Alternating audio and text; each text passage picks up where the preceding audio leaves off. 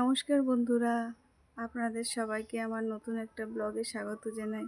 তো আপনারা সবাই তো ভালো আছেন নিশ্চয়ই, আমিও ভালো আছি।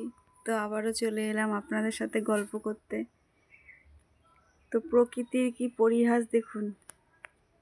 কালকে কালকে কি প্রচণ্ড পরিমাণে রোদ, চারিদিক জলে থয়ে থয়ে, আর আজকে দেখুন রোদ্রে মনে হচ্ছে যেন সব কিছু মাথার টাক পর্যন্ত ফেটে যাবে। এটা যেন সেই কবিতার মতন হয়ে গেছে। কাল ছিল ডাল খালি, আজ ফুলে যাই ভরে। কালকে এত পরিমাণে বৃষ্টি যে ঘরের থেকে বেরোনোই যাচ্ছিল না। আর আজকে দেখুন কেমন রোদ, চারিদিকে সব কিছু যেন ফেটে যাচ্ছে। দেখুন,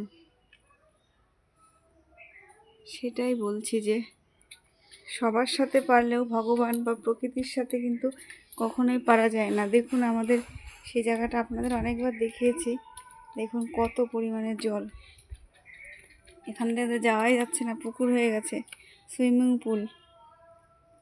আর দূরে ওই পুকুরও দেখুন পুরো জলে থই থই। আবার এই পাশটা দেখুন কি রোদে সব খা খা করছে।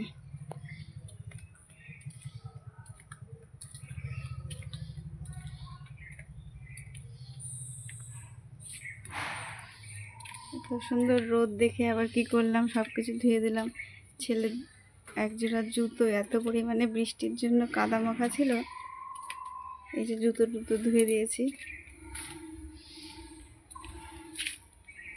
দেখুন ধুয়ে রোদে দিয়ে দিয়েছি। আর এই যে কটা জামা কাপড়, দেখুন আবহাওয়াটা কি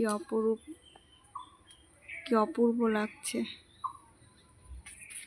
আর এখন তো আমি বাড়িতে একাই আছি, কারণ ছেলে স্কুলে চলে গেছে। আমার রান্না বান্নাও হয়ে গেল, তাই ভাবলাম এখন আমি একটু আপনাদের সাথে গল্প করি। দেখুন আমরা একটা ড্রাগন গাছ লাগিয়েছি, সেই প্রায় 3-4 বছর হয়ে গেল, কিন্তু ড্রাগন গাছটাকে আমরা ঠিক মতন হওয়াতেই পাচ্ছি না। একটু হচ্ছে আবার ভেঙে পড়ে যাচ্ছে। আর বৃষ্টিতে তো সব গাছের অবস্থা দেখুন প্রচণ্ড। কিছুদিন আগে, কমাস আগে রোদ্রের জন্য কিছু বাঁচাতে পারছিলাম না, আর এখন বৃষ্টির জন্য সব পচে যাচ্ছে। এই গাছটা কীভাবে নুয়ে পড়েছে, এটা মনে হচ্ছে কেটে ফেলতে হবে। এটা যে আদেও কি গাছ সেটা তো এখনও বুঝলাম না। আমার ছেলে তো বলছে ভেন্ডি গাছ, এখন কি ভেন্ডি না কি সেটা আমি তো বুঝতেই পারছি না।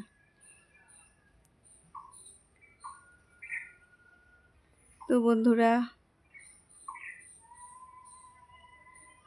আমি আবার সেই একই কথা বলবো। বন্ধুরা প্লিজ আমার ভিডিওটা যদি ভালো লাগে লাইক করে দেবেন, শেয়ার করবেন, কমেন্ট করবেন, আর আমার পাশে থাকবেন। তো ভিডিওটা আর বেশি বড় করলাম না, এখানেই শেষ করলাম। দেখা হবে নেক্সট ব্লগে।